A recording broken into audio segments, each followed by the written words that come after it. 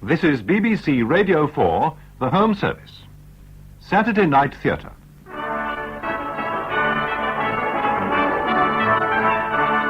We present Flora Robson as the Queen in Mary Tudor, the play by Wilfrid Grantham, adapted for radio by the author. This is the second production in the Flora Robson Festival, in which Dame Flora stars in some of her favourite plays. Mary Tudor.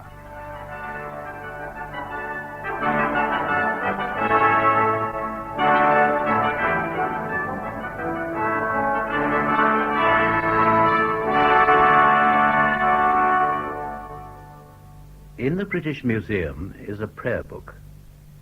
It opens almost automatically at the page upon which are prayers for the safe delivery of women in childbirth. And it is tear-stained. It belonged to Mary Tudor, known to us in English history as Bloody Mary. This play tells something of the story behind those tears, and it begins in her girlhood when she was held prisoner by her father, King Henry VIII, at Hunsdon. In 1536, Mary's lady-in-waiting, Mistress Friedeswide Strelly, wrote to her friend Ursula Bainton. They arrived today. The Secretary of State, Master Thomas Cromwell, His Grace of Norfolk, Lord Sussex, and the Bishop of Chester. They are even now with her. God help us, for who knows what is intended. As you know, there has been much dissension between the King and his daughter, whom I serve, and she is held prisoner here, though none dare call it so. This, then, madam, is the document. I ask you to listen closely to its content.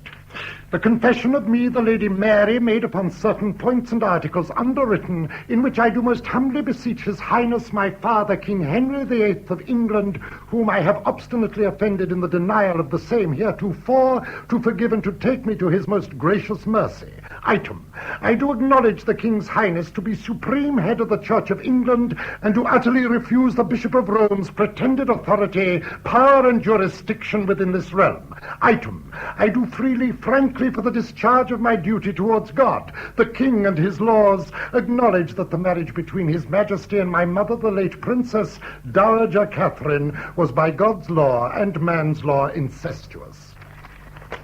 So, Master Cromwell, I am still to be a prisoner here, still to suffer indignities and endure discomforts, unless I dishonor my mother's name and write myself a bastard. Madam. The word shocks you, my Lord of Chester. I am not so sensitive. You must forgive me.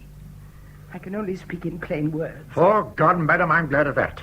Our errand, then, may be simpler. It is quite simple. I refuse. Refuse?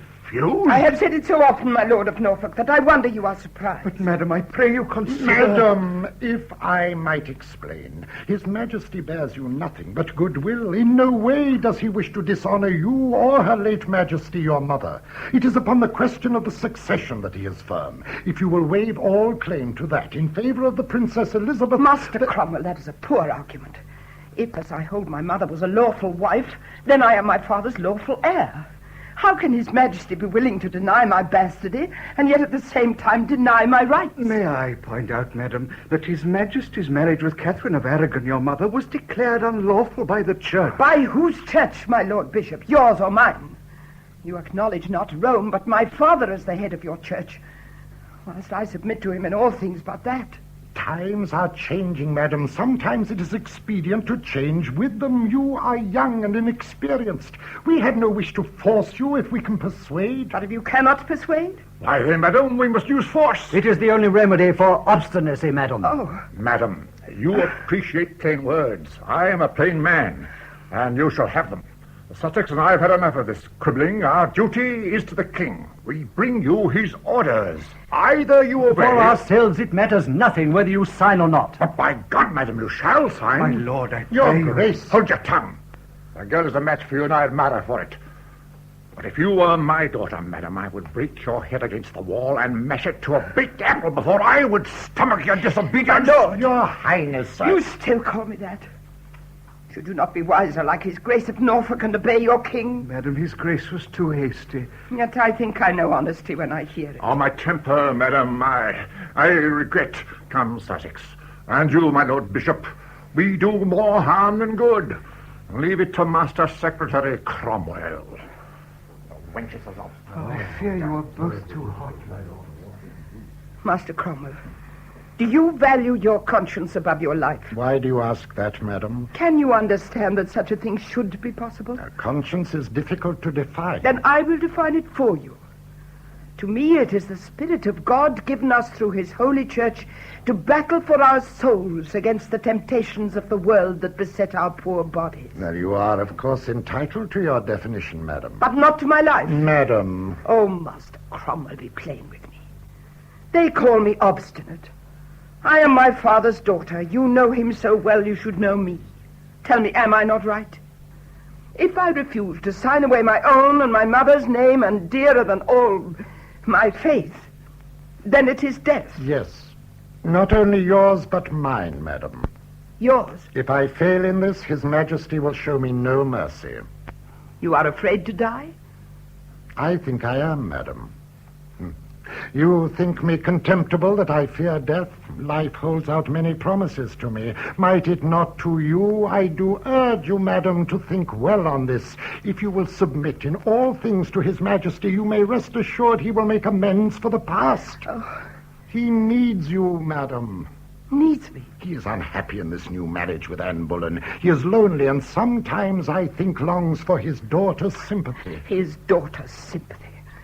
Master Cromwell, you know, he knows, all the world knows what I have endured. I had to see my mother humiliated. I was separated from her by force. I was not allowed even at her deathbed. I'd been made to wait upon Elizabeth, my father's bastard. Oh, God knows I cannot bear ill will towards a babe. I have been denied all comforts, even a sufficiency of food and clothing. I have been sick, and no one has cared whether I lived or died. No one desires your death, madam. Yet no one seems anxious that I should live. There is His Majesty, your father. My father. I love him, Master Cromwell. Does that seem strange to you? Though he were to put me to death tomorrow, I think I should still love him. Yet you will not do what he asks of you. My head aches. If only I could have peace. It is waiting for you, madam. Here. Yes, it is waiting for me. Peace, luxury, honors, pomps, and vanities. A scrawled signature, and I have won them all. But I shall have denied my God. I'm so tired. God will forgive, madam. Out of the evil that you think you do, good will come. What good? Tell me that. Your duty to the king, your father, madam, that will save him from blood guiltiness, and perhaps your duty to God, who may have use for you in this world. Give me the pen. Will you not read it first, madam? I can do much, Master Cromwell, but not that.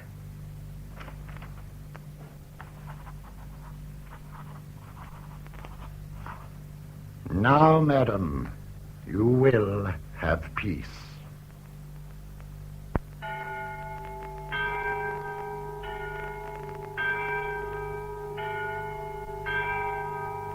November 1553, some 17 years later.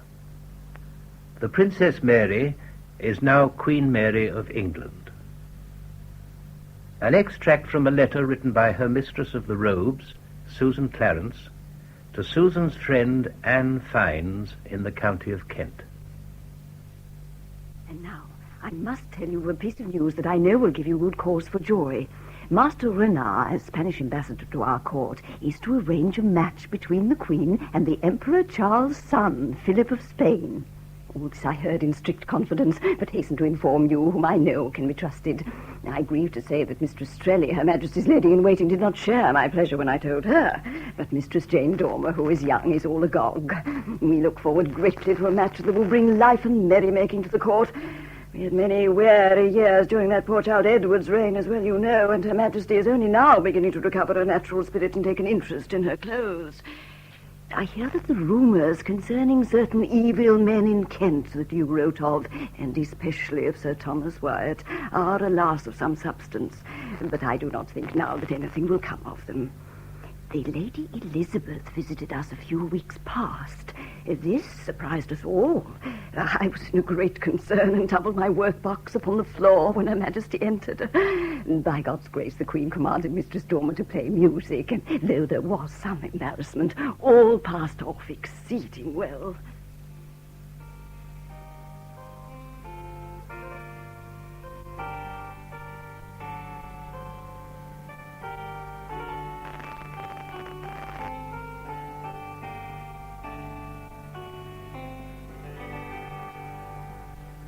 She plays well, does she not, sister? She has an excellent touch, madam, though I do not remember hearing that air before. It should have words, I think. Forget not yet the tried intent of such a truth as I have meant. But that is a love poem, and the music seemed too somber. Love music should be cheerful, you think? I know so little about it. Sir Thomas Wyatt, God rest his soul, would have disagreed with you. You cannot have read his poem rightly. His son, they say, has none of his father's talent. He has other talents. Talents that I could wish were better employed. Susan, take Jane with you and look out those trinkets for my sister. Oh, yes, madam, at once. Estrelle, Madam. tell Monsieur Renard that I will see him here in a few moments. Yes, madam. I must warn you, sister, against this young Wyatt. Against Wyatt, madam? What am I to fear from him? I know nothing of him but by hearsay. You are loyal to me, sister? Madam? I only wanted to know. There are many who are not, and among them, this Wyatt. It is impossible. How do you know? Never mind how I know it as a fact. So do not be drawn into his schemes. Madam, I beg you to believe that in all things I am devoted to your Majesty, heart and soul. Do you need proof? Surely not. Have I not embraced the true faith at your Majesty's wish? Daily I pray to be worthy of it, and you. You speak to me of this man Wyatt as if you suspected me as an accomplice. Why, madam, all England knows him as a man of heretical opinions, a blasphemer and a malcontent. I thought you knew nothing of him. I meant by hearsay, madam. How can I prove my sincerity? If you fear some plot against yourself, tell me how it is in my power to help you. I know so little of such things. Then see less of the French ambassador. The French ambassador, Monsieur de Noailles? But, madam, he is your friend. I did not say he was not. I said see less of him. I could scarcely do that. Then see him not at all. You suspect me of intriguing with him against you, madam. I can see that. I swear to you that it is false.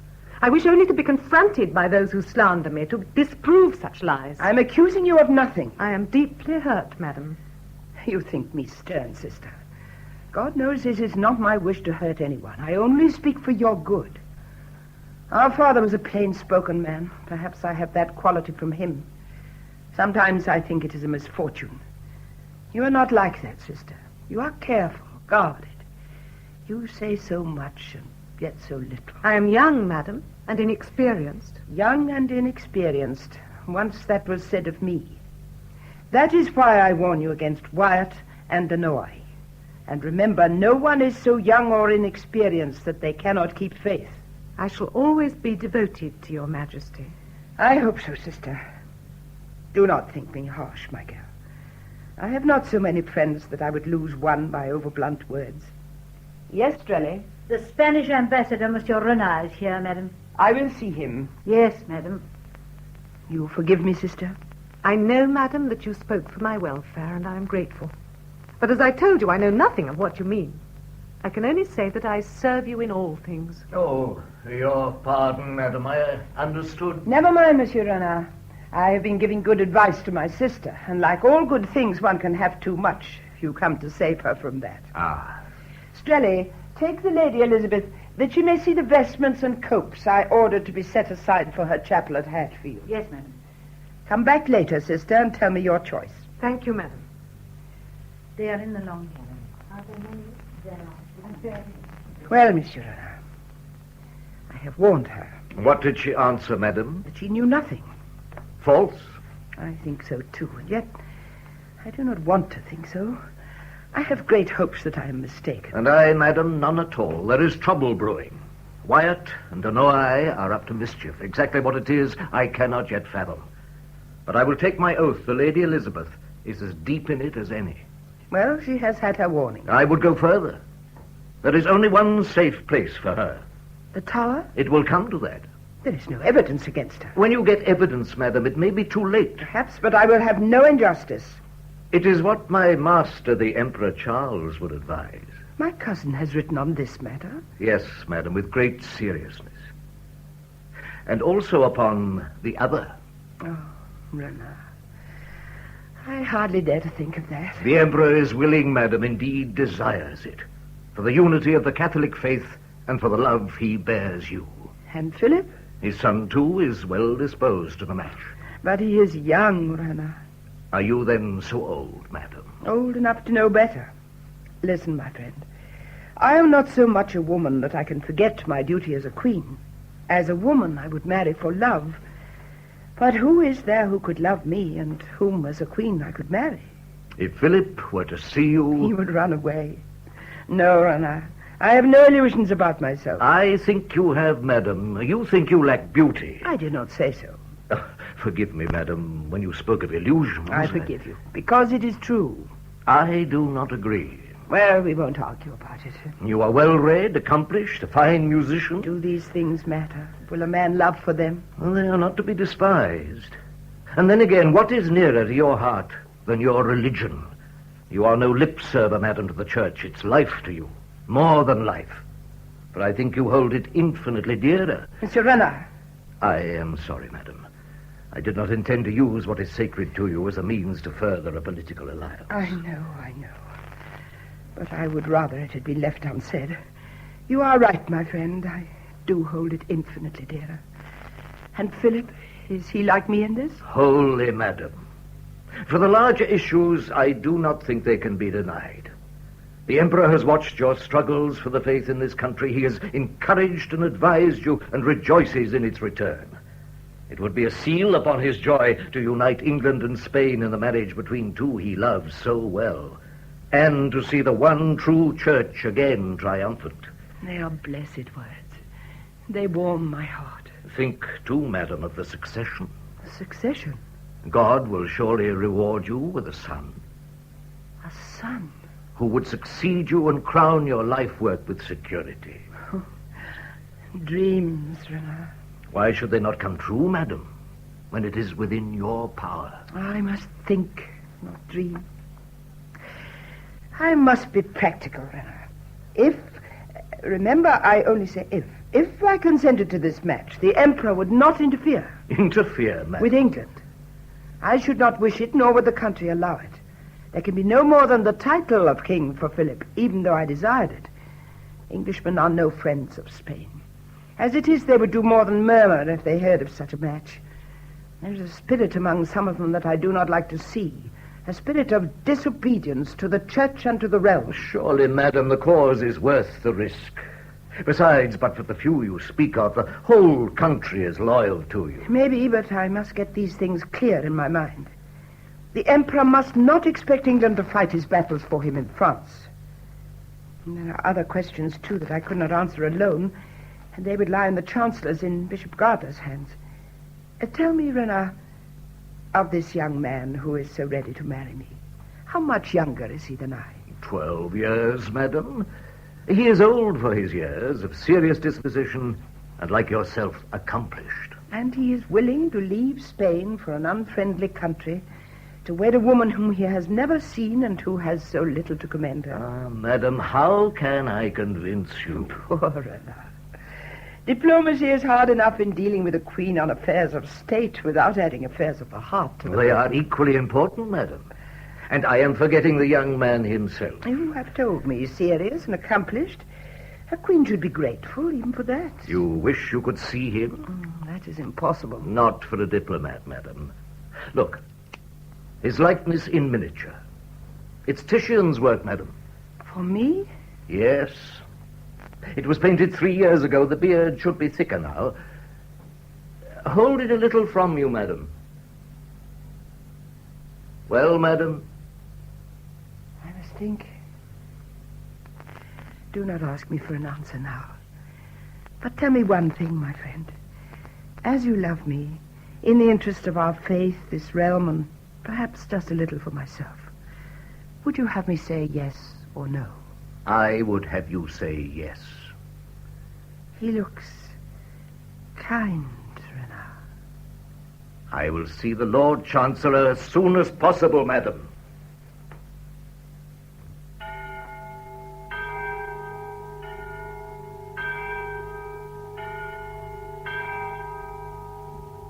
March 1554, 4 months later. From the letters of Jane Dormer, Lady-in-Waiting to Queen Mary.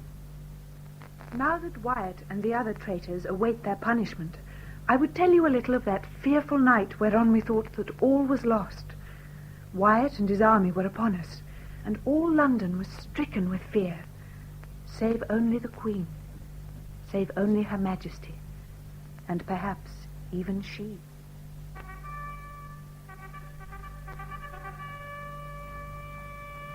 They are mustering, Jane. Nothing can be done till dawn. Go and sleep, my dear. But you, madam. No, I shall not need you. I think I ought to stay. Do as you are told. Pray for me, Jane, that I do not fail them. Go now, my dear. Very well, madam.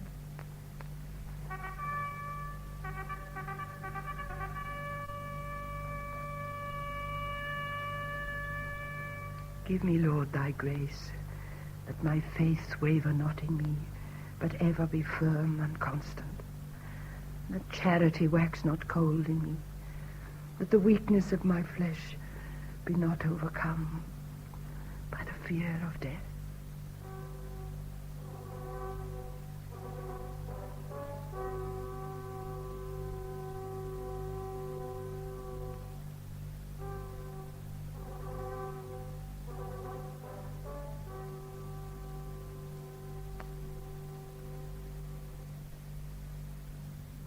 April 1554, 2 months later. And so, Your Majesty, I have come not only as Lord Mayor of London, but also as head of their guild. I have outlined the petition in detail to you, but to sum up, the position is this. I must ask you to be as brief as possible, my Lord Mayor. Certainly, madam, certainly. To sum up, for some time past, our cloth merchants here in the City of London, members of one of the most ancient guilds in the realm... Yes, you have told me that once already. Oh, your pardon, madam, I had forgotten. Please go on. Our cloth merchants, madam, have for some time past suffered at the hands of the Flemish weavers. Trade has steadily been going out of this country. Wyatt's rebellion, thanks be to God, now over this 2 months, was the final blow. We need protection, madam, if we are to recover. I protected your lives against Wyatt, and now I must protect your clothes against the Flemings. Is that it? If you put it so, madam, yes. What remedy do you suggest? A tax, madam, on the foreigner. Ah, the foreigner. We can make better cloth than he can. But not so cheaply? Do their guilds work harder than ours? No, madam, but the rebellion has been responsible Yes, you said that before. Who was it took part in the rebellion? Some of these very people, no doubt, who are now ready to complain that it has robbed them of their livelihood. I can only speak for London, madam. Your Majesty knows how that night we rallied against the traitors. And drubbed them soundly, I know. I am not a boastful man, madam, but I think I may say that I did my duty to the utmost. You need say no more. Well, I will do what I can for you. Besides, we shall all want fine clothes soon, shall we not, Strella? I make my gowns last, madam. There is no soft living for any lazy weaver to be got out of me. Dear Strella, I can well believe it. But in any case, you will all have to have new gowns for my wedding. Oh, Your Majesty's marriage will be a blessing to the trade. I hope so. Good day to you, my Lord Mayor. Madam. Strella, my Lord Mayor is leaving. Our gratitude, madam. Strella. Yes, madam, I am going now. And to think that 2 months ago that old fool was in this very room shaking like a jelly. You must not call the Lord Mayor an old fool. He may be old, but he's no fool. He forgets easily. If I had my way, there are quite a few who wouldn't have the chance of remembering. Yes. I shall be glad when their trial is finished. A trial's too fair for them, I think. Now, Strella, that is foolish, and you know it. Wyatt and the rest will get their deserts. You need not be afraid they will not. Men who risk all expect it if they lose. And they have lost. Not only men, madam. That is not for you to judge. You cannot understand what it is to know a sister's life is in the balance. But if she is guilty, madam, she should... Until she is proved so, we will not speak of it. And perhaps not then. Yes, Jane? Madam, the Lord Chancellor, he wishes to see you at once. At once? Has he come from the council? I don't know, madam. I will see him. Yes, madam. You must go, Strelly. Forgive me for what I said, madam. Need one ever forgive honesty? You must go, my dear. Yes, madam. Madam, the Lord Chancellor. Yes, my lord. I have come from the council, madam. Yes? It concerns the trial of Wyatt and the other rebels. Yes? It is nearly finished, madam. I'm glad. I might almost say that it is finished. And what do you want of me? You make it hard for me, madam. Hard? I do not understand. Your sister, madam. I'm afraid that it will hurt you. My friend, tell me the truth. You have not come to talk only of Wyatt. There is fresh evidence against the Lady Elizabeth. Fresh evidence? Here in my hand, madam. Well? There are letters, madam, written in cipher. By my sister? Not signed, but initialed. To whom? To no eye. How were they obtained? Most men have their price, madam. And my counsel paid it. Does that matter, madam? It was injustice to yourself. Can you prove they are genuine? There is no doubt that they are. I ask for proof, my friend. They are in her hand. You say they are in cipher. Have they found the key? Not yet. Then how can you prove that they are in cipher? Those letters are so blameless that they must be. Did you ever know the Lady Elizabeth to use simple words? But if the contents reveal nothing and you have no key, surely these letters are of no value as evidence. We are dealing with traitors, madam. You are dealing with my sister. I would to God she were as loyal to you as you are to her. My friend, I have often doubted her loyalty, but that does not mean she is treacherous. Madam, throughout the trial of Wyatt and the others, there has scarcely been any stage in which your sister was not implicated. So far you have proved neither word nor deed against her. To my mind, Wyatt's insistence upon her innocence was a disservice to her. It rang false. It was too desperate to be true. And her own evidence? We could not shake her. She denies everything. I swear she is guilty, but we cannot find her so unless we use these. Why must she be found guilty? Is it necessary? I think it is. Is that justice? Yes, madam. Justice to the realm, guilty or not. And the council agrees with me. There will be no peace in the country while your sister lives. You wish for her death? I do not wish it. I am human, madam, but the alternative is too dangerous. Does she know that you have possession of her letters? No. She should have the opportunity of explaining them. I have no doubt she could do that, madam. A child could do it. Suppose I kept her in the tower. The penalty for treason is death. There is no middle course. And if she is guiltless? But then she must go free. It would not be safe to detain her. She would gain too much sympathy for her cause. I cannot put her to death without sufficient proof. For the council, this evidence is sufficient proof. But not for me. God knows, madam, that Monsieur Renard and I rarely agree. But for once we are in accord. He shares my views completely. You yourself would not wish Prince Philip to be welcomed with the smouldering remains of a rebellion. You drive me too hard. For your good, madam. But I will not be driven. You must give me time.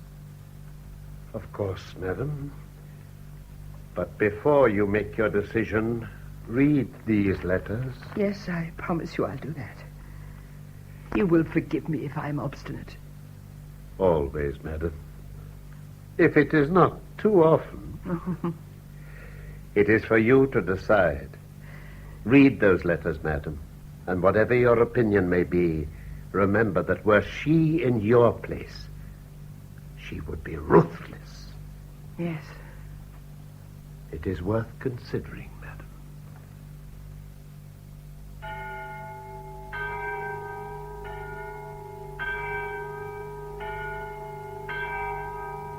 May 1554, 1 month later. From Susan Clarence to her friend Anne Fiennes. The wedding is to take place in July, and the Lord Chancellor, good Bishop Gardiner, is to lend his house at Winchester for the occasion. Oh, there is much talk, indeed, none thinks of any other thing. They say that Prince Philip is a fine young man, but there are some who openly rail against the whole affair.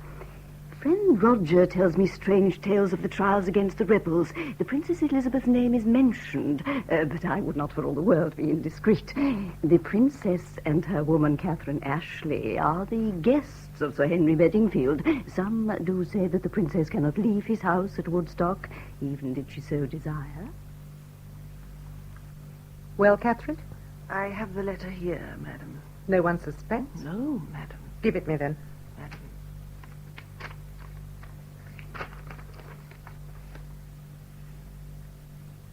They've hanged Wyatt, Catherine?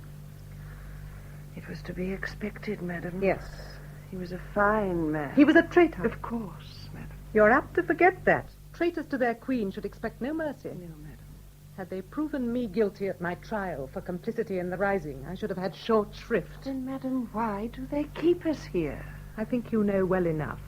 And if not, well, I would not explain it, even if I could. Has Monsieur de Noailles any other news, madam? They are talking of a marriage for me. Oh, impudence. No, policy. The Duke of Savoy has been mentioned.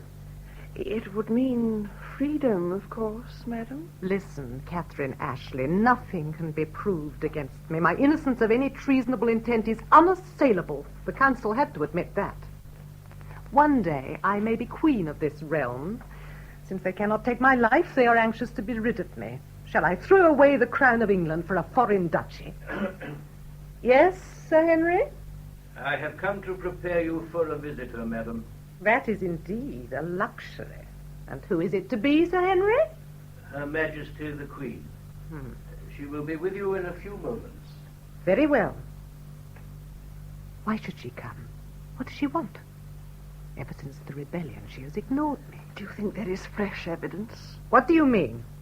I've told you before that I am innocent. Why do you look at me like that, woman? I tell you there can be no evidence. No, madam, no. What are you afraid of, then? Nothing, madam, nothing. But supposing Monsieur de Noailles... Well? I have been between you and him so often, with letters. Why should I not correspond with Monsieur de Noailles? Of course, madam, and if someone had found them or stolen them from him... Do you take me for a fool? Anyone could have read those letters and been none the wiser. Find your wits! Look, you have served me ever since I was a child, and I allow you great freedom, but I will not tolerate you when you talk like that. Forgive me, madam. It was for you I was afraid. For me? Why? Look me straight in the face. Am I innocent or not? Yes, madam, yes. Then you too are innocent, so you need not fear for yourself either. She will be here in a moment. Go into the next room. I do not want you here. Yes, madam. Madam, Her Majesty. Sit down, sister. You and I have not met for some time. That has scarcely been my fault, madam. No, nor has it been entirely mine. You are well, madam? I have not your health, Elizabeth, but by God's grace I have a few more years yet. I, too, was imprisoned at your age, and they dealt less gently with me than I have with you. I do not think any physician could ever cure the harm those years inflicted on me. I have not complained, madam. Is there any reason why you should? I think there is. Has not your Majesty's own council declared me innocent of supporting traitors against you? Have I not sworn upon the faith that I am guiltless? If you do not doubt all this, then surely I might have reason to complain, and yet I have not done so. Why? Because, madam, no loyal subject should ever question the Queen's commands. Fine words, my girl. They are true. Then why is it that petitions come to me for your release?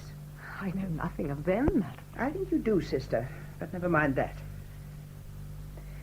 You have heard that I am to be married soon? Soon? Then I wish you joy. Joy? Well, maybe. Spain and England united under one faith should be joy enough for me. Do you not think so? If your Majesty thinks so. It would not satisfy you, sister? I do not know, madam. I think I should want to love my husband for himself as well as for his country. You would put love before your country? I did not say so. Suppose there was a man you could love. A man of small possessions. You could renounce much for him? Have you made such a match for me, your Majesty? And if I had? I should want time to consider it. I would not willingly offend you by refusing to obey, but since it seems that I have offended so much already, I should not wish to jeopardize what little happiness is left to me, even at the risk of adding to my offense. Be plain, my girl, and say no. God forbid I should force upon you that which I could not endure myself. But I think you owe me something, sister. Do you, madam? I have stood between you and death. You are clever, Elizabeth. Cleverer than I. You have a subtle mind that delights in twisting simple words. But this I know. When you were on your trial, the council submitted to me certain evidence against you. Had I allowed them to proceed with that evidence, it would have meant your death. I only wish you had allowed it, madam, so that I could have challenged it. True or false, it would have condemned. Why? Is there no such thing as justice? Someday, I hope there may be. But you know as well as I do that, as things are, it is difficult to obtain. The most doubtful evidence would have told against you. That is why I suppressed it. Yet it hangs over me like a cloud, madam, to prejudice you against me. What was this evidence? Letters. Letters to Monsieur de Noailles. Yes, madam. In cipher. Then it was false evidence. Maybe. I'm not asking you to refute it. But I must. No, I have already told you that is past. No doubt you have plenty to say in your defense. You never lacked words, sister. You will go on with your protestations of innocence and devotion to myself, but before God I believe you to be guilty. Madam! You need not be afraid. I'm not trying to trap you. I have nothing to fear, madam, but guiltless though I am, I had rather die than live under suspicion. Heroics, Elizabeth. You are not the sort to die for conscience' sake. It would be better for you if you were. Listen, sister. 20 years ago, I was guilty of cowardice and was untrue to myself. All my life that cowardice has hung over me, as you say, like a cloud. If you would not suffer as I have done, be honest with me and admit your fault. I give you my word that it shall go no further than this room and you shall have your freedom. But until you do, there can be no friendship between us. You have lied to me, Elizabeth, and to your judges. Will you lie to God, who knows all? I am innocent. I have not been untrue to my conscience, madam, and I fear nothing of the retribution you speak of. I could order your death tomorrow. Then I am prepared. I have been called an obstinate woman, but I'm pliant as wax compared with you, Elizabeth. I'm very sorry for it. I should have liked to see you free before my marriage. Free not only in body, but in soul. My soul is free. I'm glad of that. God grant you keep it so. When you were a child, Elizabeth, I loved you for the innocence that is every child's. So it was with our brother Edward. But he grew to love me, and that you have never done. I have always loved you, madam. Never. Since you could choose for yourself, you have hated me. I would not have you love me against your will, sister. After all, what is there in me to command the love of any? A hard woman, they say, always on her pious knees. A passionless woman, they think, because I condemn immodesty. Harsh, because I'm plain-spoken. And why should you not think so? I do not blame you. One day, perhaps, God of his great goodness will grant me a child of this marriage.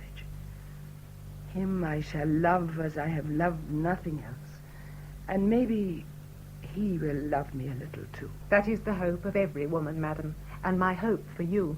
Is it? Naturally. You would welcome my child that would deprive you of your right to this realm? I have never considered it. I hope such an event would in no way influence me to any feeling other than goodwill. Oh. I'm going now.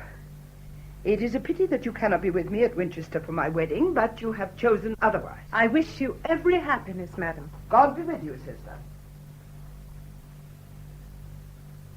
Ashley? Yes, madam. She has gone. Well, madam. It was quite true about the marriage plan. But you refused. Yes. Was that all, madam? No. You should know that, since your ear must have been at the keyhole. Did you need me for anything, madam? You will get word through to Monsieur de Noailles, as you have done before. Make what excuse you like to the guards. They suspect nothing of you. And the word? Virgin.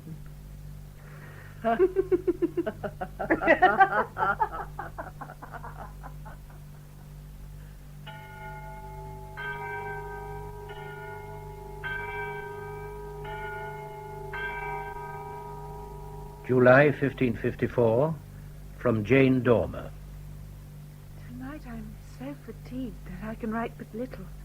So much has happened in so short a space. This afternoon, Prince Philip arrived for the wedding. His Grace came with a train of fine gentlemen. One of them, the Count of Ferrier, I have become acquainted with, for he arrived 2 days ago to announce the safe landing at Southampton. He seems to seek my company.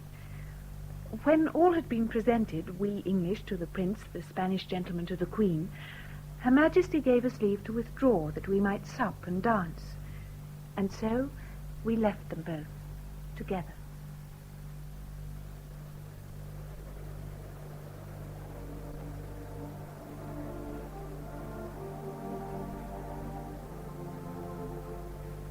Will you sit, my lord? Thank you, madam. You are very like your portrait.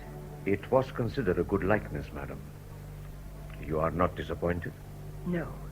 And you? How can you ask? But I do. Then I think I am fortunate. More than I deserve. You know so little of me. I have heard much, madam. Renard wrote eloquently and in great detail. Ah, Renard, yes. He more than any has brought us together. And you? You are regretting it? No. Do you think you will like our England? I have seen very little of it as yet, madam, and that mostly obscured by rain. This is a fine city. Your cathedral seems strange, but it has great dignity. I stopped on my way and entered it. To pray? Why, yes, madam. I'm glad. You know my sister has embraced our faith. She will be present tomorrow? No, she is at Woodstock in the country. But I should have thought that... My sister Elizabeth has been foolish. Since the rebellion, I have had yes, to... I understand. You know? Oh, Renard in his dispatches. Oh, of course. It is for her own sake I keep her there. Whether she knows it or not, Elizabeth seems to fire the imagination of those who plot against me. But she had no hand in the rebellion. As a true Catholic, surely that was out of the question. If I understood Renard rightly, the traitor Wyatt directed his attack chiefly on religious grounds. I do not know what to think. All my life I have struggled to hold a straight course. I am not a very astute woman, my lord. Intrigue and diplomacy mean much to some. Life without these seems dull and unexciting. I have always dealt in plain words, spoken what I felt, and answered as truly as I could. I think I am at a disadvantage in that I expect others to deal so with me. Surely the princess would not deceive you. Elizabeth is a strange girl. She had a strange childhood, always old for her years. Even at 13, her letters were masterpieces of diplomacy. Her mother... But why do I worry you with this now, my lord? Madam, I assure you... No, I would not speak of old sorrows and rancors. Tonight I am a happy woman. May you always be so, madam. I shall try to be a good wife to you, Philip. And I fear I can never be a good enough husband. Tell me again. You are not disappointed. I give you my word, no. I feel almost jealous of the women who must have loved you, and especially your wife. She is no longer my wife. In any case, the marriage was never recognized. I know, but she must have loved you. And she bore you children. Certainly. They are well provided for. And you... Do you feel no grief at separation? No bitterness at having to renounce them for me? Any regrets that I may have had are past. You and I are going to be happy, Mary. I think we are, Philip. Will you come to love me, do you think? No man has ever asked my love before, Philip. But I think I have loved you for quite a long time. Oh, since when? Since Renard first showed me your portrait. What is that? Oh, it is Ferrier. He moves quickly. Madam, Your Highness, I can't... I did not know. Excuse me. Shall we excuse her, my lord? Of course. I will attend to my duties, madam. Stay here, Jane. Good night, Philip. Until tomorrow. Now you must go. Good night. Good night. Jane? Madam, what can I say? The Count de Ferrier asked me to watch the dancing below with him. It was only for a moment. I understand, my dear. He loves you, Jane. Oh, madam, I do not know. I do. I heard his voice. I think he does, madam. And you? Oh, I've only known him for 2 days. But you have promised to see him tomorrow. Oh, yes, madam, but that was only to be rid of him. Tomorrow is your wedding day. There will be little time to waste on the Count de Ferrier. Jane, whether you love him or not, be honest with him. It will save you both much disquiet. Oh, I'm so happy. There are hundreds of foolish, loving plans going round and round in my head. Philip and I and Philip. To those that love much, nothing seems impossible. Listen. What is that they're playing? I played it to you once, madam. You said it should have words. Do you remember? Forget not yet the tried intent of such a truth as I have meant. Forget not then thine own approved, the which so long hath thee so loved, whose steadfast faith yet never moved. Forget not this. Now I know for certain that it is love music.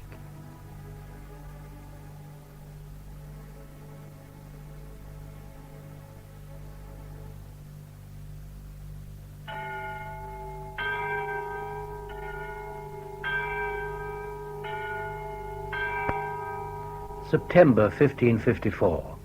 Hampton Court, 2 months later. Since the return of the King to London, the citizens have recovered from the violence they first showed and seem to comprehend the honour and welfare which the alliance has brought to England, and the repose and tranquillity that are the result.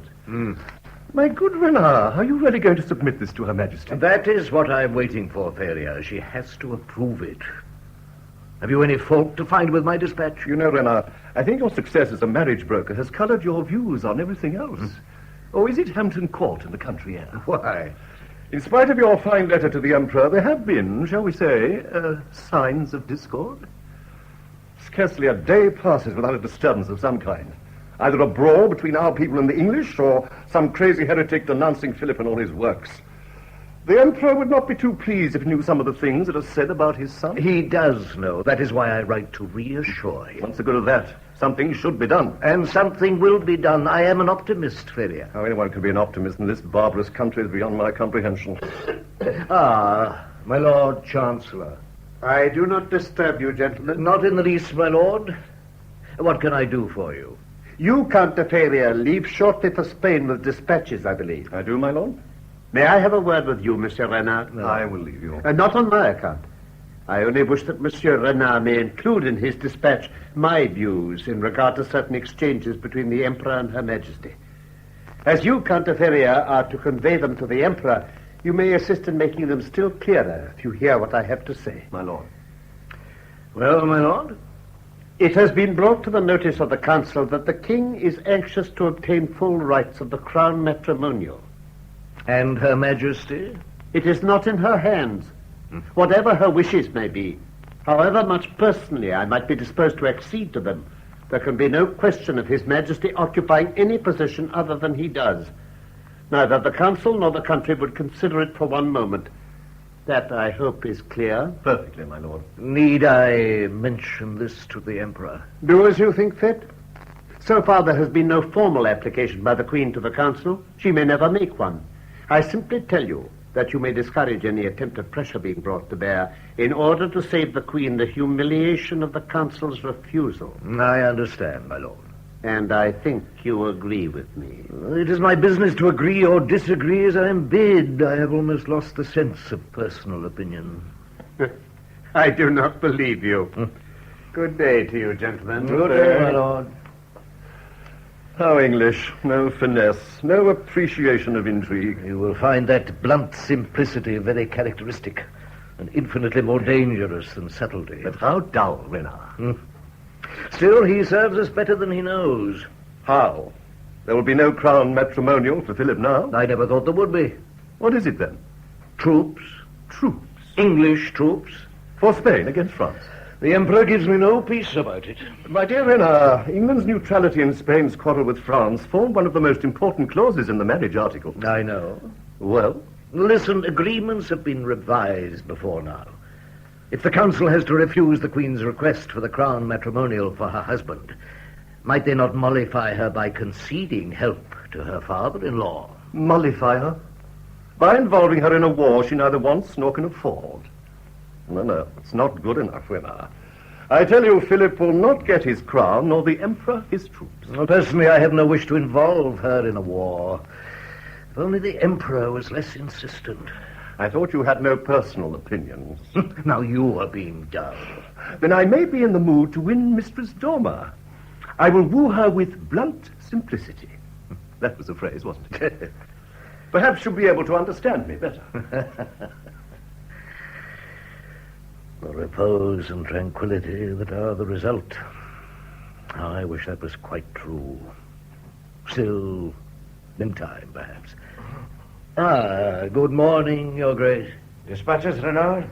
You are writing to my father? Yes, Your Grace. Have you any instructions? Or does it matter whether I have or not? I am of little account here. I do not understand. I am to become a father, it seems. Your Grace, I am pleased beyond words. The Emperor will be overjoyed. Oh, yes. I have been a dutiful son, Renard. My lord, what is the matter? I should have thought this news would make you the happiest of men. Instead, you see the most humiliated.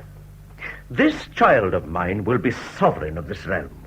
Enjoy the full powers that every monarch should have. Ought not I, by right, to be no less a monarch, too? The Chancellor was here just before you came. Yes, I know. I passed him in the garden. He hates me, Renard. He means well, Your Grace. Yes, that's the usual excuse for flagrant discourtesy. In this country, if a man is boorish, they call him blunt and honest. If he hides his true feelings in the interests of others, his sincerity is doubted and he is regarded with suspicion. The Count de Feria is also of that opinion. Well, what did the Chancellor want? I suppose he suspects that my father will press my claims to the crown matrimonial, and you are to tell my father he is not to interfere. Am I right? It would hardly be necessary now, Your Grace. What do you mean? Your unborn child will be your best advocate. Her Majesty will scarcely deny you anything now. I had not thought of that. Of course. Now she can afford to be generous. I might have known that when she told me she'd sent for Madame Elizabeth from Woodstock. Madame Elizabeth? She arrived secretly last night. I'm to meet her here with the Queen. Here? In a few minutes. Then she is to be pardoned? If she will acknowledge her fault. I am to add my persuasion to that effect. I am curious, Renard. Your Grace, Her Majesty. Oh. I'm sorry you have been kept waiting, Monsieur Renard. I have the dispatches here, madam. There is something to add to them. Have you told him, Philip? Yes. It is welcome news. You know how much it means to me. I will withdraw and write it at once, madam. Let me see them before they go, Renard. Of course, Your Grace. What shall he be named, Philip? He? Our son. You think it will be a son? I pray that it may. He must be Philip, of course. Henry, too, after my father, and Charles after yours. He will be Philip the First of England. Can I never be that? Philip? But I am asking you. Oh, it would be difficult. The council, I'm sure, would refuse. You would not refuse. I can refuse you nothing, Philip. Then you will try to persuade them? Yes, I will try. Now that we are to have a child, I think it only just. Why should they object? The succession will be safe enough when it is born. But supposing, Philip, anything were to happen. Oh, if you or the child or both were to die, is that what you mean? Yes. I see. Yes, they would want your sister. But nothing will happen, will it, Philip? I'm going to bear a son who will grow up strong and beautiful. He will be like you, Philip. I'm so happy, my dear, so proud. And you are too? If you are happy, Mary, then I am. Perhaps men cannot understand. I think they can. Since you told me this morning, I have felt a little bitterness. I am worthy to beget a rightful king, but not to enjoy full honours of kingship for myself.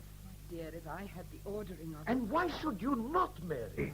You are queen. You have the power. My father would use his influence. Yes. In heaven's name, why should our child have a miserable puppet king for a father? I will try, my dear. Believe me, I will try. Yes, what is it, Strelling? The Lady Elizabeth, ma'am. You were to see her. Sir Henry Bedingfield is here, too. I will see her. Wait, tell my sister to come to me alone. Yes, madam. I must speak to her alone, Philip. Then you do not wish me to stay? I'm not sure now. Elizabeth ought to acknowledge her fault to me alone. If you are by my side, I might be weak and forgive too easily, and that would make her contemptuous of me. I thought you wanted me to persuade her. Only if I fail. If I conceal myself here behind these hangings by the window, I could see and hear everything and be at hand if you should want me. Would it be fair to her, Philip? How can I help if I do not know what passes between you? The end justifies the means. Is she alone? Yes, Your Grace. The Lady Elizabeth, madam. I have come, madam, as you ordered. Can you guess why I have sent for you? No, madam. Much has happened since we last met. I have heard very little, except, of course, that you are married to His Majesty. Yes, I am married, sister. And happy, I hope. So happy that I'm ready. Will you confess your fault, Elizabeth? Is it for that you have sent for me, madam? You know quite well. Elizabeth, you are still resolved to maintain your innocence. What am I to do, madam? If I acknowledge a fault of which I am not guilty, I betray my conscience. If I do not, I forfeit your Majesty's goodwill and my liberty. What am I to do? That argument seems familiar. It would be easy for me to speak an untruth. In the sight of God, my conscience would still be clear and you would be satisfied. Is it not in my favor that I have not chosen such a course? It would be in your favor if you told the truth. Oh, madam, I have been punished. I have borne the burden of suspicion. Whether it be just or unjust matters very little. I only pray you to believe I am loyal and devoted to your Majesty, now and always. I suppose I must be content with that. I forgive you, sister. I am at your service, madam. Wait. I have a surprise for you. Hmm? Look, there by the window. Now you understand why I ordered you to wear up your best, sister. My lord, if you have an obstinate wife, you have a very obstinate sister-in-law. Obstinate or not, she defended her case most cleverly. I am not clever, my lord. It was Her Majesty who was lenient. That is finished, Elizabeth. We have turned a fresh page. I will speak to Sir Henry Bedingfield. He is in the next room, madam. I will go to him, then. So, you are forgiven. I'm glad. You heard everything, my lord. Yes. No one will ever believe me. Why not? Do you? I do not think I care particularly. Have you been unhappy? So long as my conscience is clear, my lord, I can endure anything. We rarely see hair that color in Spain. No one in England ever thinks it remarkable. I suppose they are used to it. Oh, I do not believe that. Well, they do not say so. Hampton Court is pleasant, I think. Of course, it is quite modern. The great cardinal built it for himself in my father's time. Wolsey? Yes. Later, my father took it. Do you remember your father? Very little. The Queen remembers him better than I. There are 17 years between us. Well, will you stay here? That is as Her Majesty wishes. Oh, she would like to have you. You really think so, my lord? Shall we ask her? I could not.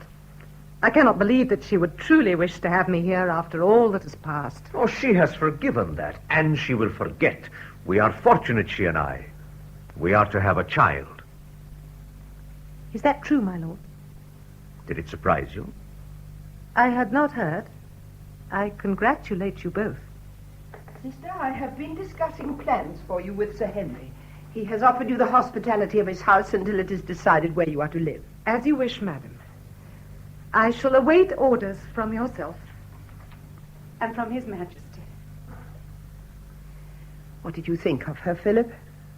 She is very clever And her hair is magnificent. And she is young, Philip. You will speak to the Chancellor? My dear, is it then so bitter to you? Listen, Mary. I am a Prince of Spain. I come of a line as great, if not greater, than any in the world. Your own mother was of that line. England did not consider it beneath her dignity to accept me as your husband. I sacrificed much for that honor. Philip. I came. You welcomed me more warmly than I dared to hope. You gave me your love. Now you are giving me a child. That act has made us more than ever equals. As your husband and king, I only ask that equality should be acknowledged. Oh, they call me king, yes, but I am nothing more than husband to the queen. Forgive me if I speak plainly like your English. But, Philip... Do you care more for this child than for me? Now I do not matter, I suppose. Philip, you say that to me. I promise that I will do my best. I'm sorry, madam. I do not think you understand what it is you are asking. I do, perfectly. Yet you could bear to see me refuse this by my own counsel. How do you know they will refuse? I've already told you. Nevertheless, I will do it. Yet I think you might have considered me a little. I have said that I am sorry, madam. Must we quarrel over this? I have no wish to quarrel. Then why should we? No woman was ever so blessed as I am. With your love, I can feel charitably, even towards Elizabeth. I am glad. Yet, why should she not come here? Why, later you may even enjoy her society. I shall never do that. Still, now that she is forgiven, you would not mind? No, why should I? At least, she would not dare play you false in your own court. Madam? Yes, Monsieur Renard. Here is the letter, madam, you wish me to add, together with the rest of the dispatch. I think I will read it alone and write a postscript in my own hand. It will not take long. Madam, there is a copy of both, Your Grace. A copy? A copy, Renard. That fits me truly. A copy!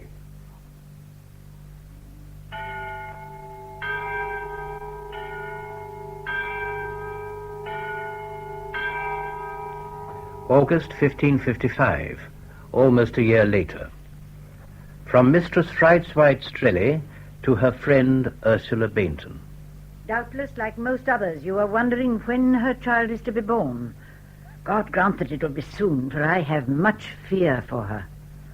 That royal coxcomb of a husband grows daily in insolence, but that is what one expects of foreigners. Prince or potboy, they're all the same. It angers me to see Her Majesty truckle so. Even Monsieur Renard, who is at least a courteous gentleman, though God knows what he plots behind our backs, must wish he had never set this marriage in train, for he too now has to suffer his Grace's vile outbursts of temper. Oh, these English are duller than I imagined, Renard. Even their pregnancies demand more time than a civilized people's. Nearly 10 months, is it not? Yes. To hear the women talk, I might be Jove forging an infant Hercules. More likely a monstrosity. Oh, Your Grace. Well, I can't help it, Renard. Sometimes I think I shall go mad in this country. The rain, the people, the life. God, how I loathe it all. And what have I gained, eh? Nothing, nothing.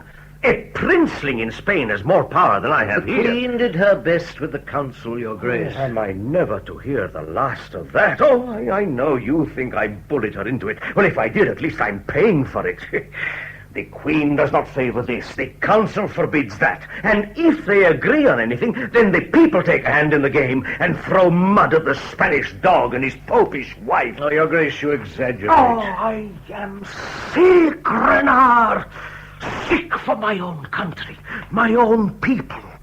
I am sick for love. Yet the Queen loves you dearly. What sort of marriage has it been, eh? What love has there been between us? Not as a man should love a woman. Oh, I believe that she loves me. I would to God she didn't, or then it would be easier. Oh, if it had been her sister now. She is young and she... Your Grace, I cannot listen to this. Whatever your personal feelings, that is your duty. Duty? You talk to me of duty. Duty with me has become such a habit that I have even done my duty as a husband and begotten we know not what. Do not be too sure of that. You suggest that she has betrayed me? Oh, Your Grace. If you think so, say it, say it. It would amuse me to hear it. My sense of honor has become a little dim. That is as may be, Your Grace, but never can you call Her Majesty's in question. Then what do you mean? Simply this. There may be no child. No child? After all the preparation, national rejoicings, compliments from half of Europe, and a 10 months pregnancy, no child! Oh, you are not serious, Renard. Nevermore, Your Grace. Who says so? The physician? He's a fool. He should never have been allowed near the Queen. She has faith in him. Was that all he said? No. He said, too, that there might never be one. Slanderous dog! I will have him on the rack for that. Gently, Your Grace. No one is to blame. But Renard, my heir would have secured England to Spain. And now you tell me this. What will my father say? Where is this physician? I will question him myself. Madame Elizabeth, you find us still here. These are anxious times for a husband. They will get less anxious as the years go by, my lord. Find that physician for me, Renard. Certainly, Your Grace. You have a poor opinion of husbands. I did not say so, my lord. But have you? I have had no experience and therefore cannot judge. Oh, but every woman has made up her mind about her husband long before she has met him. You must explain more clearly, my lord. I am only a woman of limited intelligence. Here, sit by me here. I think you are a very intelligent woman. I am a little frightened of you, sister-in-law. Then you are one of the few who are. The only other one I can think of is poor Sir Henry. Sir Henry? Bedingfield. My jailer, as I used to call him at Woodstock. Yes, I remember. You see, I think he was always a little afraid of the future. He need not have worried. I shall never be queen. You and my sister have seen to that. Have we? I'm almost beginning to doubt it. This child of ours seems in no hurry to shoulder his responsibilities. You must not blame my sister. Oh, I do not. At her age, there is always danger. Yes. Yes, I know. However, you bear us no grudge. My lord. Oh, it seems to be only natural if you do. I am fond of my sister. And of me? Besides, I am not sure that I should want to be a queen. No one could dictate to you. That certainly would be an advantage. But then I should be required to marry. And why not? You see, my lord, I could never love any man who could not master me. And if I were a queen, I could not take orders from my husband. Not if his will was your will? Is there such a man? I do not know. Perhaps. If I find him, shall I send him to you? You can spare yourself the trouble. I shall never be queen now. I am sorry. I should have liked to serve you. And I am not, for I wish long life to my sister and her child. Of course, I did not mean that. I know. She is your wife and you love her. Yes, she is my wife, yes. But... No. What is it, my lord? Nothing, yes, there nothing. is something. Tell me. Perhaps I can help you. Keep away, Elizabeth. My lord. Oh, Elizabeth, I am in hell. In hell, do you hear? And you have put me there. Poor Philip. Well, now you know. Yes. And I forgive you all. Oh, I was mad. Heaven knows I wish Mary no harm. In my heart, whatever my thoughts, I wish her nothing but good. I know that. Perhaps when I go back to Spain. You're going away, Philip? Yes, later, after the child is born. My father will want to see me. There's work for me there. For how long? I don't know. I shall miss you, Philip. You do not hate me, then? You could not help yourself. I rather like to think of you as something of flesh and blood. Oh, Elizabeth. As I look at you now, I want to take you in my arms. Everything about you tempts me. Your hair, your shape, your youth. Joseph, if I cannot save myself, at least help me that I do not dishonor us all. Is love like that such a sin? You think it is? I have a great regard for your honor. There. You may kiss my hand. They say my hands are not unattractive. Elizabeth, Your Grace? Your Grace? Oh, I came to find the physician. Her Majesty is in great pain.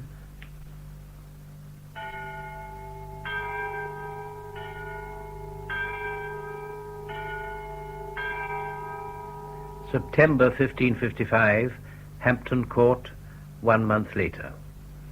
Do you think the room is warm enough, Strelly? Hmm? Yeah, I think I'd better stir the fire a little. A month ago, my dear, I never expected to see her in this room again. But she is getting better, isn't she? Oh, the king would not be leaving her if she were not. No, of course not, my dear. Is he going tonight? Yes. Where? Greenwich. That is where the ship lies. And then Spain. I hope he stops there. Strelly. Why? Never mind. Give me that cushion. Here you are. Now. That should be comfortable. No, I do not need your arm, Susan. I'm quite strong now. You can leave me. Jane and Strelly are here. You can see, my dears, I walk well now. Strelly thought you would be comfortable in this chair, madam. Thank you, Strelly. There's nothing more for you to do. Jane will read to me. Very well, madam. What shall I read to you, madam? Nothing, my dear. Just sit by me here and perhaps we will talk a little. Oh, you must not tire yourself, madam. Then tell me about yourself. I have lost touch with the world lately. Count de Ferrier now.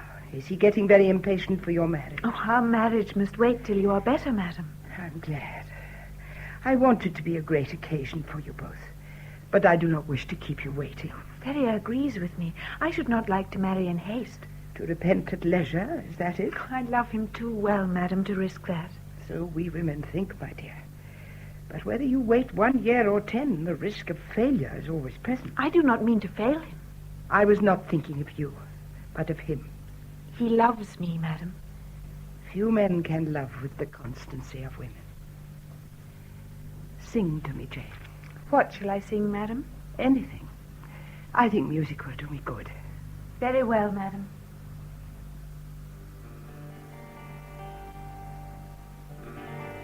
Forget not yet the tried intent of such a truth as I have lent my great travel, so gladly spent.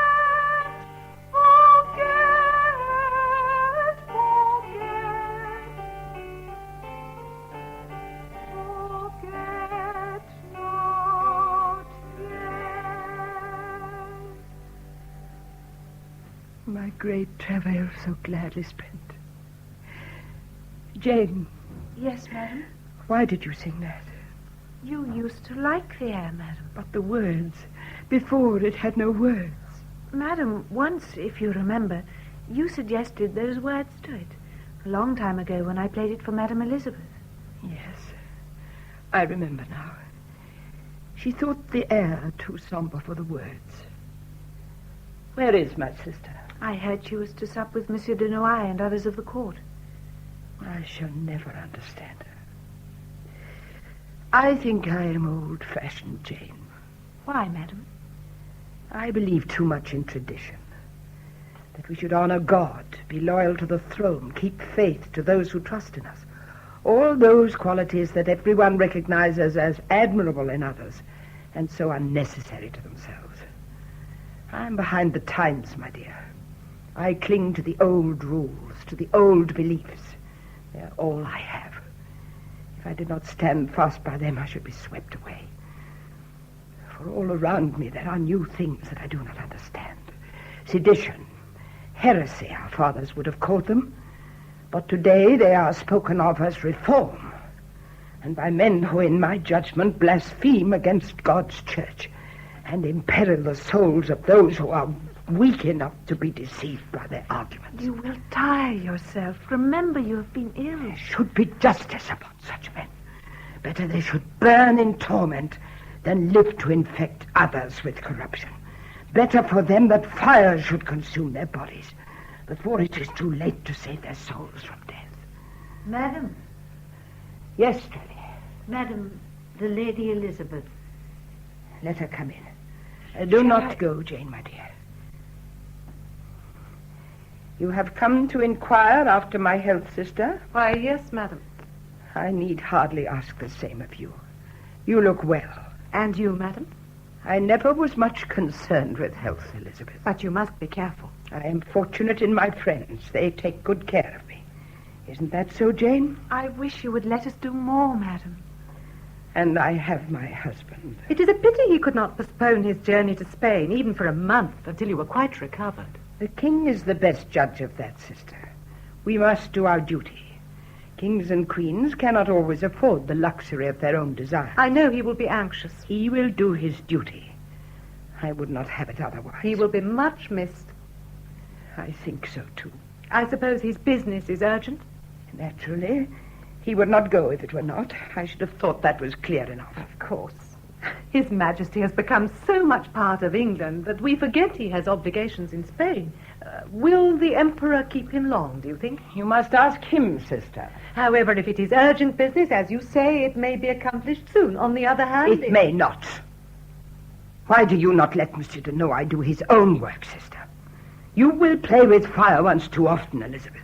There is a fascination about fire, madam. Do you not think so? It has two virtues. It can warm and it can cleanse. But not fascinate? The crackle of wood, the myriad colours, the thrusting spear points, leaping and dying, the dull glow of the embers. I was never imaginative, sister. You, Mistress Dormer, you can understand, can you not? I agree with Her Majesty, madam. Then I think the Count de Feria is much to blame. He must be a prosaic lover, not to quicken your imagination. Fire is a favourite symbol of love. You know so much of love, sister. I have no use for love. I shall live and die a virgin, I think. I am ready to believe much of you, Elizabeth, but not that. I have admirers, of course. Not that I encourage them. But I think women of my colouring make men bold. I do not know why. Tonight, for instance, more than one man went further in his compliments than I thought necessary. I would not make you jealous, madam, but His Majesty himself was gracious enough to approve this dress. And my pearls? Surely he was not with Monsieur de Noailles? Indeed, no. Poor Monsieur de Noailles is out of favour these days, I think. That is his fault. I know nothing about that, madam.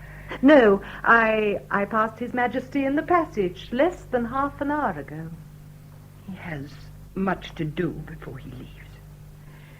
Jane, my dear, I think I should like to see him soon. I am tired. Find His Majesty and say that if he can come to me, I should be grateful. Yes, madam. I will do it for you, madam. I should have gone before. I am afraid I have wearied you. No, please stay. You have wearied me so long now, Elizabeth, that a few moments will make little difference. I am sorry. I have always tried to do my duty to you, madam, both as queen and sister. If we had been less unequal in age, I think I should have understood better and retrieved my faults. Since faults they seem to you, I shall take care not to offend again. You and I speak a different language, Elizabeth. How you must hate me. I have never hated you, madam. No, nor have I hated you, until just now. Maybe I have not loved you, but I have been loyal and not unjust. Now I think I hate you. Not for what you are, nor yet for what you will be, but because I am a woman like yourself. That is unanswerable, madam. No, there is an answer. Whether it is true or not, I pray God I may never know. Sometimes, Elizabeth, I think fools are to be envied in their paradise. Madam, His Majesty. It was good of you to come so soon, my lord. I should have come sooner, but there was much to do. We ride almost immediately. May I wish your grace Godspeed? We shall be dull until you return. Shall we not, madam? Do not, sir, be too hard upon this poor England when you compare her with your beautiful Spain. I am not ungrateful, madam. Neither shall I be ungracious. Good night, madam. Good night, sister. Good night, your grace.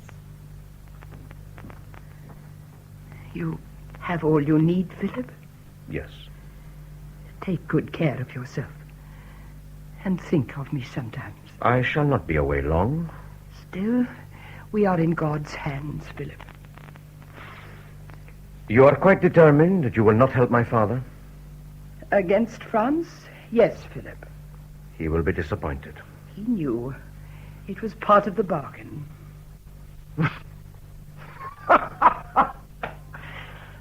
Oh, how you two must have haggled over me. Philip, did you imagine that a marriage such as ours could be made without conditions? Of course not. Then you are being childish. My dear, do you think I do not know how you feel? I have been much to blame, Philip. And yet I loved you. Love you still so much that I'm near to tears when you speak to me like that. Mary, forgive me. There is nothing that I could not forgive you, Philip. I think you did love me once. Just a very little. But you did. I like to think that you did. Mary, I swear to you... Let us be honest with ourselves. I do not want us to part with lies. But you speak as if I should not come back. Yes, you will come back because you must do your duty. But for ourselves, you and I, we have reached a crossroad in our journey, and we no longer travel the same way. If I had had a child... It could have made no difference. Oh, yes. At least to me, and perhaps to you. It would have made it easier for you, Philip. It would have relieved your conscience of me. You would have been able to say, I have given her a child, and that should be sufficient reward in itself. We may yet have children. I do not think so. Let us say no more about that. Besides, you are only trying to be kind to me. But what would you have me say? Oh, Philip, I would have you put your arms round this tired body of mine and say just once, as if you meant it, I love you, Mary. I do not think I should mind, even though I knew it to be a pretense. Mary, I... God. Goodbye, Philip.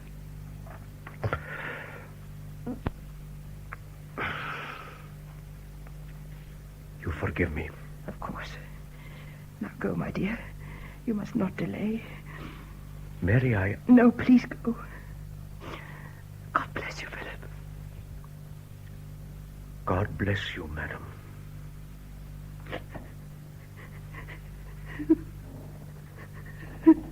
Madam. Madam. Madam. He has gone, Strelly.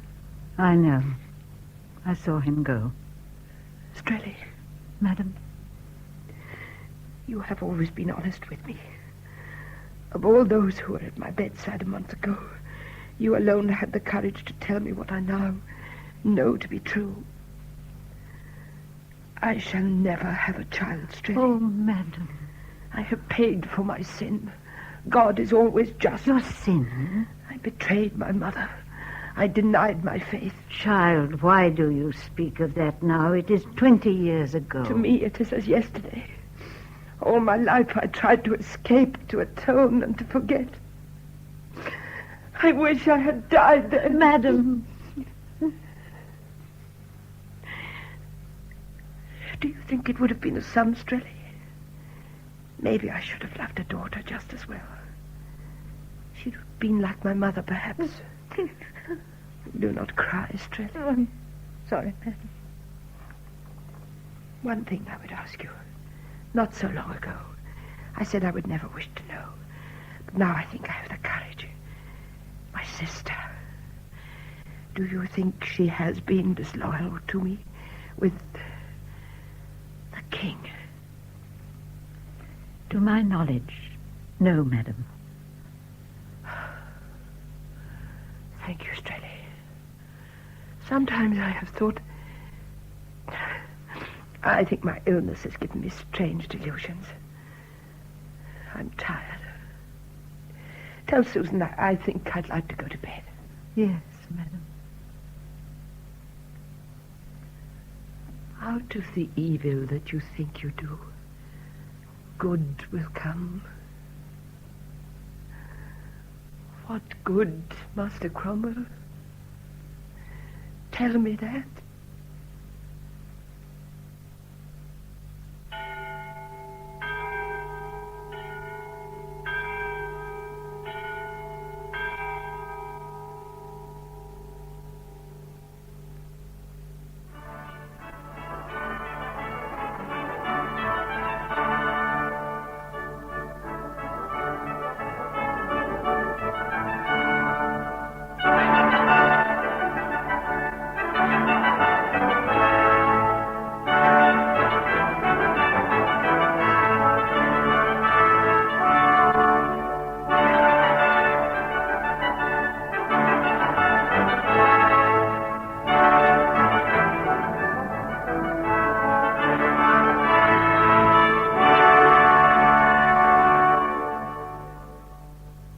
Flora Robson has been starring as the unhappy queen in Mary Tudor, the play by Wilfrid Grantham, adapted for radio by the author.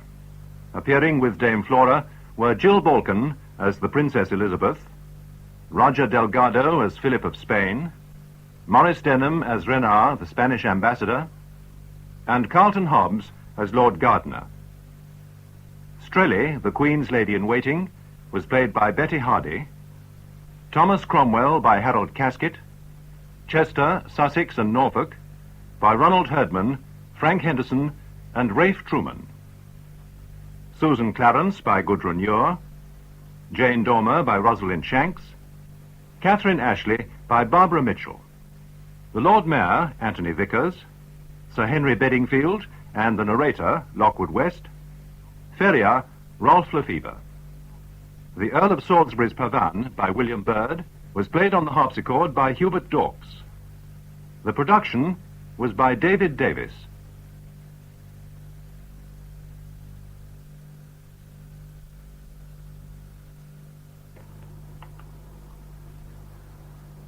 That play will be repeated at 3:15 on Monday afternoon on Radio 4. In a few moments we have the weather forecast, followed by the news, and after the news, at 10:10, a word in Edgeways.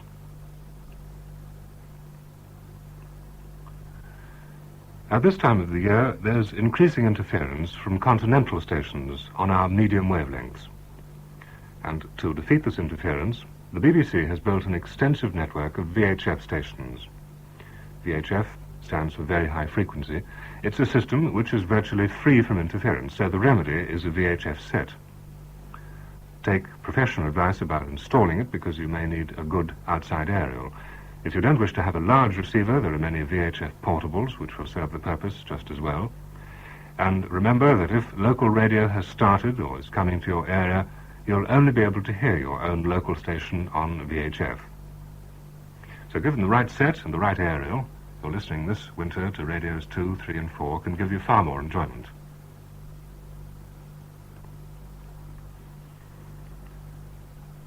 And now we take a look at the weather forecast for tomorrow. Scotland, Northern Ireland and Northern England will be bright at first, with some scattered showers. Rain is expected to reach Northern Ireland during the morning and will spread northeastwards to all districts during the day. Over Wales and England, except the north, it'll be a dull day with periods of rain or drizzle, with extensive hill and coastal fog. It'll be mild in western and northern districts. In the eastern and central districts of England, it'll be rather cold at first, but temperatures will rise steadily to near normal during the day. That was the forecast for tomorrow, and the outlook for Monday and Tuesday. Cloudy with rain at first, but becoming brighter with sunny periods later. Temperatures near or a little above normal in most places. Rather brighter outlook for Monday and Tuesday, and that's the end of the weather forecast.